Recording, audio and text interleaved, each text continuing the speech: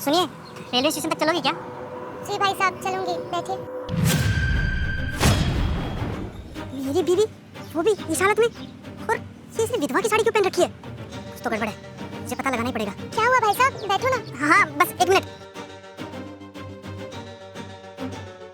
Madam जी, आप बुरा ना माने तो मैं आपसे एक बात पूछूं? हाँ साहब पूछिए। आप मुझे कुछ परेशान सी लग रही हैं, क्या बात है?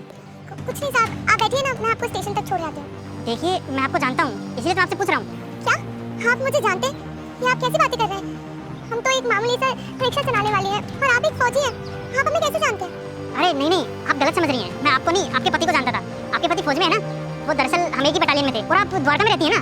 वो क्या है ना, मैं आपके पति के साथ एक बार आपके घर पे आया था, तब मैंने आपको देखा था, इसलिए मैं आपसे पूछ रहा हूँ। आप मुझे परेशान सी लग रही हैं। आपके पति तो फौज में थे और अच्छे खासे पैसे कमाते थे, फिर आप ये रिक्शा क्यों चला रही हैं? और ये सफेद साड़ी क्यों पहन रखी है? क्या बताऊँ साहब, मुझे तो कभी कभी ऐसा लगता है कि मेरे पिछले जन्म की सजा मुझे इस जन्म में मिल रही है। मैडम, क्या हुआ आपके साथ? आप साफ साफ बताइए मुझे। मैं आपको क्या बताऊँ, मैं सच बोलूँ तो जब तक मेरे पति मेरे साथ थे ना, तब तक सारी खुशियाँ मेरी जिंदगी में थी। पर अब वो नहीं है तो सारी उजड़ गई। ऐसा क्या हुआ आपके पति के साथ? आप तो जानते ही हैं ना, फौजियों की जिंदगी कैसी होती है। उनकी ना ड्यूटी बॉर्डर में लगी थी, वो बहुत ईमानदार थे। एक दिन हमारे पास खबर आई कि वो शहीद हो गए और हमें अकेला छोड़ दिया। बस इसलिए अब मेरा बेटा है, इसको पालने के लिए छोटा मोटा काम कर लेती हूँ।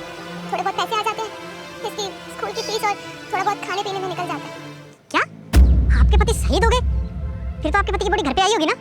नहीं, वो दरअसल मेरे पति के बड़े भाई ने हमें बताया था फ़ोन करके, और उन्होंने कहा कि बॉर्डर में मेरे पति शहीद हो गए हैं। मैंने उनसे पूछा कि उनका शव आया है, तो उन्होंने कहा कि उनकी बॉडी नहीं मिली।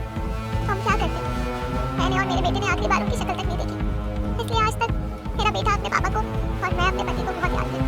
मैडम, आपके ससुराल वाले तो बहुत अमीर थे ना, और जहाँ तक मुझे पता है उनके बड़े भाई काफी बड़े बिजनेसमैन हैं, तो आप ये सब रिक्शा वगैरह क्यों चला रही हैं? देखिए ना साहब, अब बहुत लोग होते हैं जो अमीर होते हैं पैसों से, हर दिल से नहीं। मेरे पति के जो बड़े भाई थे, उन्हें हम लोग खटकने लगे थे।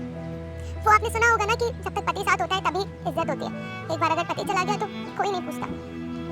मैं और मेरे बेटे को घर में सब ऐसे दिखते थे जैसे हम किसी पे बोझ हैं। सच बोलो तो हमें तो बहुत तंग किया था इनके घर वालों ने, और इसलिए थका के हमें उस घर से उन लोगों ने बाहर निकाल ही दिया। रोज रोज के ताने। एक बार तो मेरी सास ने मुझे थप्पड़ भी मार दिया था, क्योंकि हम दोनों अब उस घर में किसी को भाते नहीं थे ना।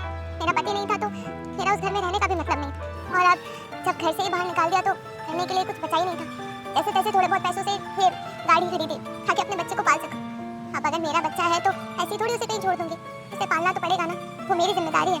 तो बस ये चला लेती हूँ, थोड़ा बहुत पैसा आता है तो मेरे बेटे की स्कूल फीस में चला जाता है, और थोड़ा बहुत खा लेते हैं खाना उसमें से। मैडम, ये सब तो आपके घर वाले ने आपके साथ बहुत बुरा किया, लेकिन ये सब आपके साथ हो रहा था तो आपने पुलिस कंप्लेंट क्यों नहीं करी?